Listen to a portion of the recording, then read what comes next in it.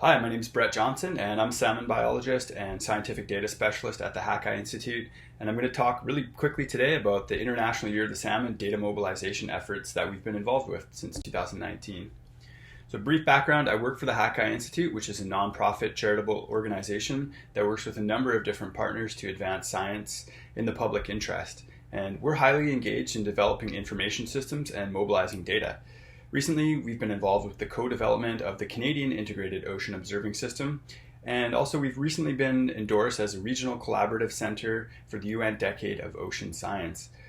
And so that's probably one of the reasons why in 2019, Mark Saunders from the IYS approached us in terms of making a plan and coming up with a strategy to mobilize the data from the International Year of the Salmon high seas expeditions. So that's exactly what we did. And the whole concept was to really mobilize these data. And so what is data mobilization?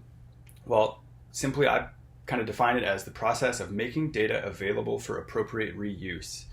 Okay, so I think we're surrounded by data, but we're starved for insights because we can't rapidly access, synthesize, and analyze the vast amount of diverse data required to understand the mechanisms driving salmon production.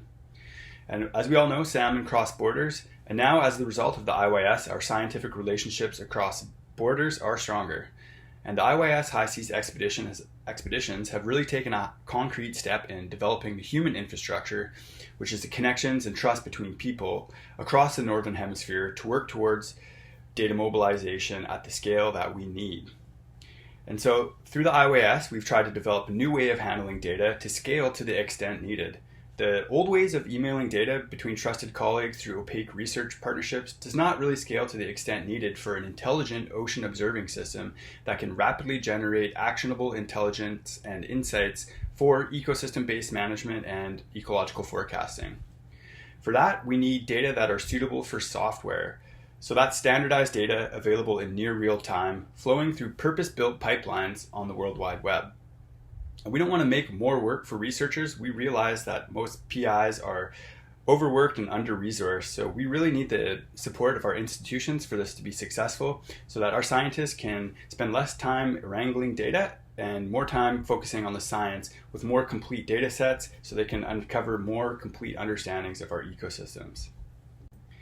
So what is data mobilization in practice? Well, here's what we've done for the International Year of the Salmon Ocean Observing System. We've developed a strategic plan, which I mentioned is under the umbrella of the Global Ocean Observing System, using the networks, the standards, and connections really made through the Global Ocean Observing System. And we developed a data policy. This was really critical for internal kind of management of how people are going to access data, what are the expectations around reuse and authorship. That was a critical human infrastructure component. We also built a data template so that it made it easier to standardize data. Not all the data were standardized coming in, so we had to do a lot of coding and a lot of data structuring, restructuring to actually publish data. Okay, we collected a lot of metadata and we curated it, and we published those metadata records along with the data on a catalog, which is at iys.hackeye.org. Okay, I'm going to talk about that more in a sec. Really, the main efforts were to standardize and publish data for this global integration and access. So we really focused on publishing data to domain-specific repositories. So for example, the Ocean Biodiversity Information System, or Gene Bank, NOAA's water column sonar data. Basically, wherever those data belong in a domain-specific repository that has a community-established set of standards, we really tried to get the data flowing there. So that's a global integration component. And we also really focused on project level integration. We wanted to bring the data sets together from all 5 vessels that went out in 2022 and get a comparable data set so people can start looking at a snapshot of the North Pacific. Okay, and to do that, some of the infrastructure we built, I mentioned the data catalog. That's really critical for centralizing access to a distributed published data ecosystem. So as I mentioned, we're publishing data in numerous different spots. And so this data catalog at iys.hackeye.org centralizes access through metadata records and data records. We hosted a lot of the data internally as well on a GitHub repository, which is where a lot of the internal data is residing.